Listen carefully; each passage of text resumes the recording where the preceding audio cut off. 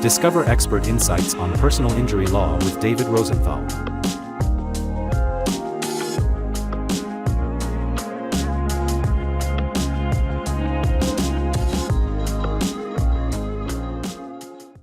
Hello and welcome. I'm speaking with personal injury lawyer David Rosenthal. His law firm is Rosenthal Law. His locations are both in Sacramento and Roseville, California. David, thanks for joining us. Nancy, thank you so much for having me. Can you give us an idea of how someone would know if they need a personal injury lawyer? I think it's important for anybody that's been injured in an accident or some other event where there's somebody else's negligence was the cause of that event. I think you should talk to a lawyer. Basically, on that conversation, you're going to know whether you need a lawyer or make your decision about whether you need a lawyer. In my experience, most people in that scenario where they need compensation for something that's happened, they're going to benefit from having a lawyer. But again, the consultations are free, and I think that first step, that call to the lawyer to get more information to allow you to make an informed decision, I think that's a critical step. What do people not know about what they may be entitled to when they're injured? This is something that's all over the board. Some people come to us and they've done their research. You can research online and try to find out, well, what are the things that I am entitled to? And really, it's not that complicated. I mean, if you just reduce it down to the simplest form, what you're entitled to compensation for in a personal injury case are past and future medical expenses. Okay, so the medical costs that you've incurred up until the time that your case is resolved, and any medical expenses that your doctors will testify are reasonably certain to be incurred in the future for further medical treatment. Loss of income, so the time you missed from work up until the time that the resolution occurs. And then again, if your doctors feel that you're going to miss work in the future because you're going to, for instance, undergo a procedure, a surgery or something like that, the time you're going to miss for that. And then most importantly, the amount for pain and suffering, past and future. And pain and suffering it's a term that, sometimes it has bad connotations with people, like, oh, pain and suffering, how can you compensate for that? It really just means more than actually the pain. It means all of the inconvenience of having to go through medical care, the change in the quality of life that is from chronic pain, living with pain day in, day out, the effect that it has on activities, whether those are activities of daily living or the things like sleep, going to work, driving, all the things that we all have to do on a day-to-day basis as a matter of functioning. And then also, the things that you may do for enjoyment of life, whether that's, hey, going out on the weekends to play golf or going to the gym to work out and stay in shape, all the effects. So all of these factors come into what we call pain and suffering damages. And so you got to look very closely at the person and the effect that it's had on them, and also to consider what the doctors are going to say about the future. Because if they're going to continue to have this pain that's going into the future, they're going to continue to have this interference with their quality of life, and they're going to continue to have pain and suffering damages. So all of those things have to be factored in. The good thing is about a good personal injury lawyer is they're going to know exactly how to find the information that's necessary to show what those harms are, what those damages are for every specific individual. Can you take us through when you have a client that makes the phone call and is coming to that first meeting? Take us through your process on what they can expect. Before COVID, everybody would come into the office. It was very unusual to, have a consultation, so to speak, an actual first client consultation, either by Zoom or by telephone or whatever. Most people would just come into the office. By the way, I left out a step. When you make the phone call, again, that phone call is free. You make the phone call. When you call my office, I do have a lot of court appearances, depositions, things like that. But if I'm available, I'm going to talk to you. I'm going to talk to you personally. And, I'm going to listen to your information. I want to go get as much information as I can from you, and I'm going to give you as much feedback as I can right there and then on the phone. But, next step typically is for that person to come into our office. Since COVID, we've done a lot of consultations by Zoom. Since COVID, we've done a lot of consultations where, the client says, gee, well, thank you for explaining everything that you've just explained on the phone. I'm very comfortable with that. I'm comfortable with you, and I would like to move forward. And we do the forms electronically. But let's just assume that, the person comes into the office and the exchange of information is the same regardless. I want to see all the information that they have, the documentary information. In an auto accident, we're going to want to see the police report. We're going to want to see the pictures. We're going to want to see, any medical reports that the individual does have at that time. Sometimes they don't have any, but we talk in detail about the occurrence of what happened. We talk in detail about, what the individual's going through as a result of that event, the pain, the discomfort. We talk about the treatment, the medical care they've received up until that point in time, and what their options are in terms of medical care going forward. And we let them know what information that we need going forward to eventually document all of the damages that we just talked about, the past and future medical, past and future loss of income, past and future pain and suffering. What information that is necessary and needed to ultimately put that all together so that we're able to recover all of the compensation that individual is entitled to based on their injuries. So that's gone over. And then we go over the process. Okay, so what's going to happen from this point forward? What we're doing for them, what's expected of them, how long it could take, what steps we might have to ultimately take to make sure that they get everything that they're entitled to. Kind of a short version of that is, well, we might be able to settle your claim with the insurance company without a lawsuit. That's possible, but insurance companies aren't set up to pay fair money. They resist that as much as they can. And so a lot of times we find that we have to take the next step, which is to file a lawsuit and get into litigation. And every case is different. The bigger the case, typically the harder you have to fight to get the compensation that's deserved. It's just a fact of life. Insurance companies don't want to pay that money. The more money that's involved, the less they want to pay.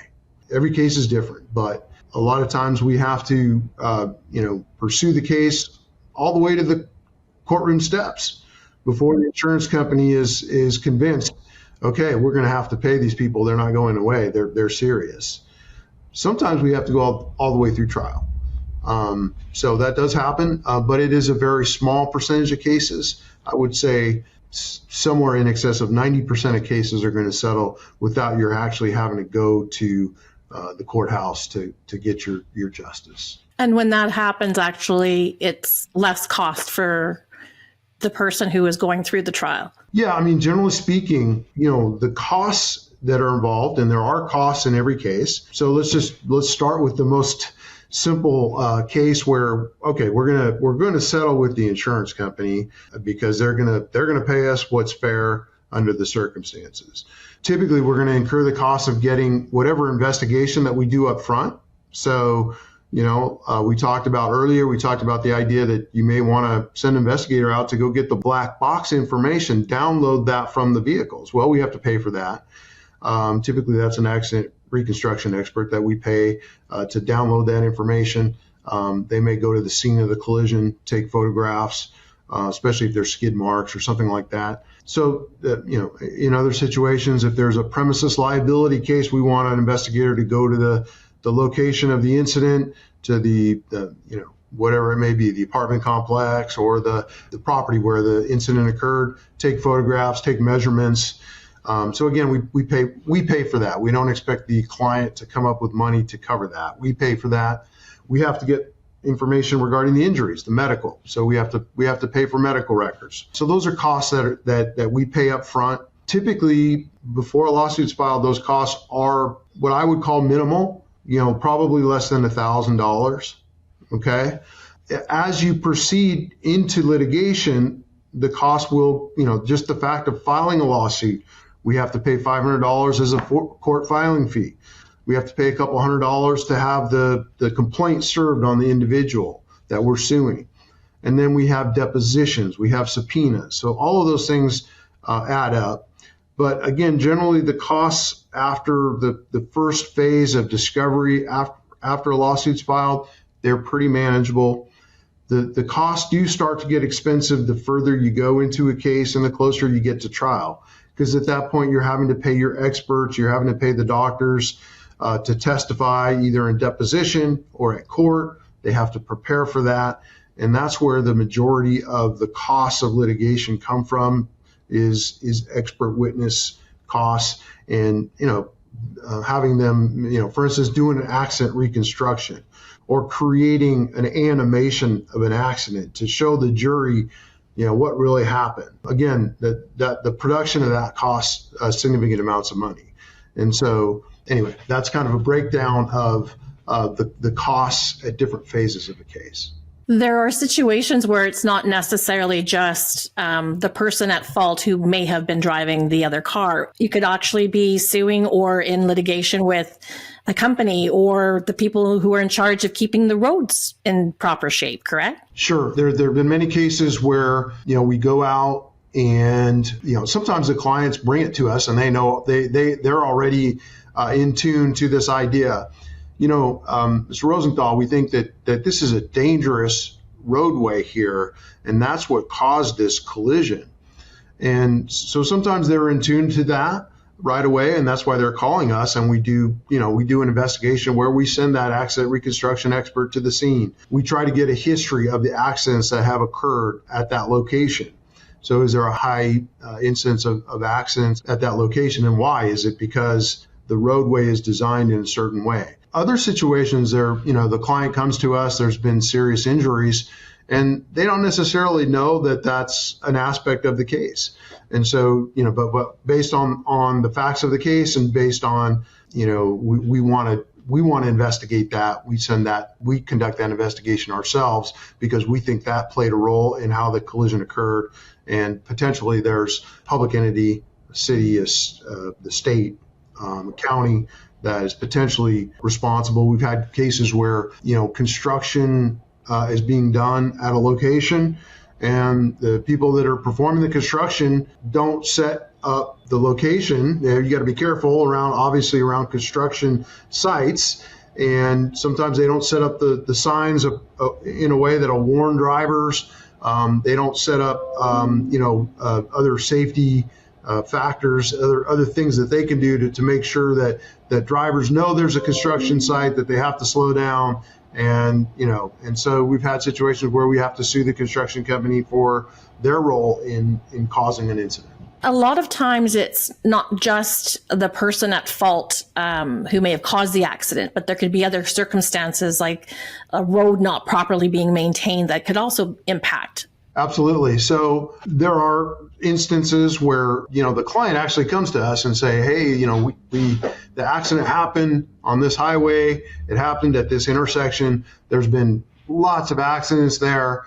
We think that was a contributing cause to what happened, to the accident and why, we suffered injury.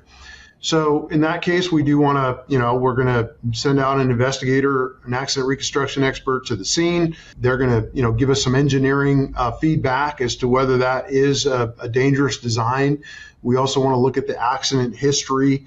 And so sometimes we decide, there is responsibility on the part of a public entity, a city, a county, a state entity that designed and maintained this intersection. There are certain circumstances where we've had many cases where the collision occurs in a construction zone. And there's things that the construction company did do that created a situation where it wasn't safe. There wasn't adequate warning for the speeds of the vehicles that are approaching in that area.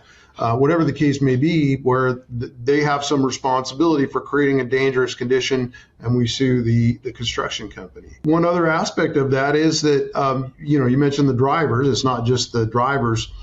Sometimes the drivers are employed by companies that they're working at the time.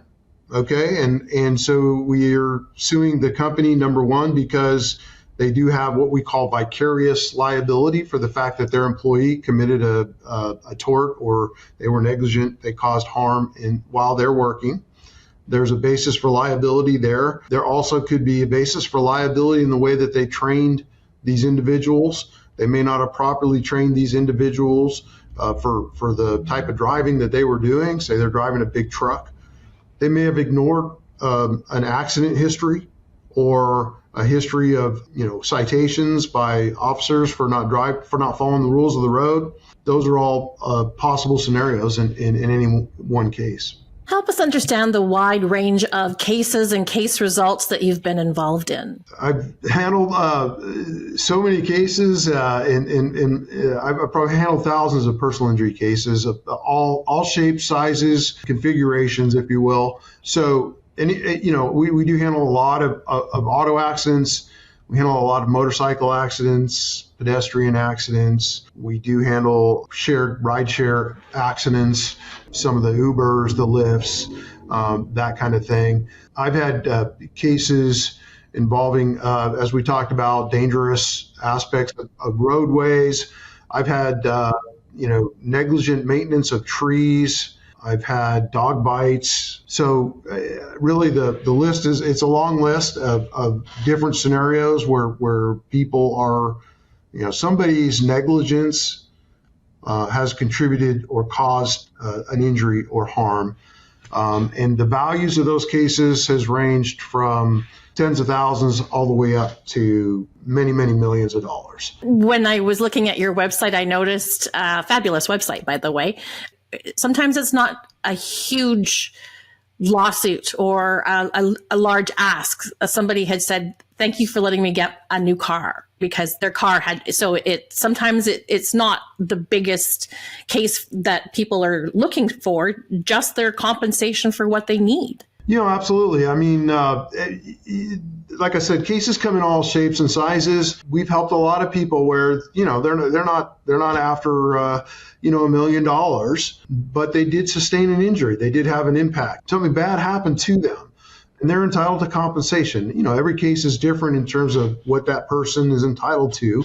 And, it's our job to get them the most that we can for their situation. You mentioned side benefits to being represented. So, especially in auto cases, a lot of times the car is typically something that comes first. And so, you get in an accident, the first thing that's going to happen, the easiest thing to resolve is the vehicle. And so your car might need repairs. It might be a total loss.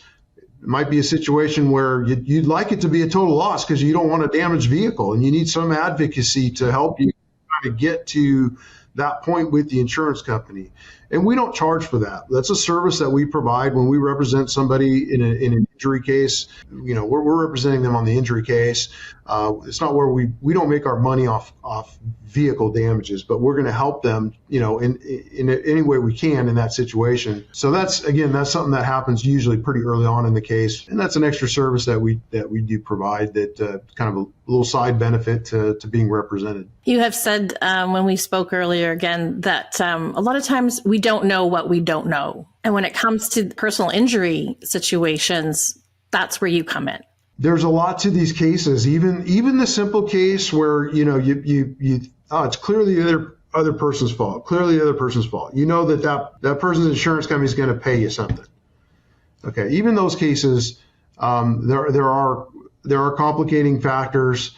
It's not as easy as it seems. It's important to talk to a lawyer to know. How can you know? You're involved in an accident. Sometimes they have been involved in a prior accident. I get some people to tell me, "Oh yeah, I handled it on my own before." Oh, okay. Well, that's great. But most of the people have never been involved in an accident before. They don't know what their rights are. They don't know what the subtleties, what the intricacies, what the complexities are. And so it's kind of hard to say, well, you're not going to know what you don't know, but that's exactly true. I mean, you're not going to know all that it entails, all that's involved, unless you talk to somebody and find out. I get calls from people all the time. When I get a call, I tend to talk to the people a lot. I mean, I talk to a lot of people where I'm not going to take their case, but I'm more than happy to talk to them. I've had long discussions with people that, I'm not going to, for whatever reason, I'm not going to take your case, but let me give you my feedback on all these different things. So I hope that they get some benefit out of that. But I tell a lot of people, look, I'm going to talk to you as long as you want. I'm going to answer all your questions. I'm going to give you all the information. I'm going to give you all the feedback, and based on what you're telling me, I think you need a lawyer. You don't have to hire me. There's other personal injury lawyers out there. You don't have to hire me if you're not comfortable with me. But if you take away one thing from our phone call, please, you need help. So that does happen a lot. What is the best way for listeners to connect with you? There are multiple ways. I mean, the old-fashioned way is just pick up the phone and give us a call, 916-774-7200. As you mentioned, you can get more information through our website, rosenthalinjurylaw.com. Go there, get some more information. There's actually a chat feature on that if you wanted to do a little bit of chatting up front. You could email me directly. My direct email is Dave@RosenthalInjuryLaw, all typed out, no spaces or dots or anything. Dave@RosenthalInjuryLaw.com. So if you see this and you say, gee, I want to send an email to a lawyer about a situation, I'm more than happy to respond as soon as I am able. David, thank you so much. Nancy, thank you so much for having me. It's been a pleasure. David Rosenthal is a personal injury lawyer. His firm, Rosenthal Law, has offices located in both Sacramento and Roseville, California. Thanks for watching. Be sure to hit that like and subscribe button and leave us a review in the comments.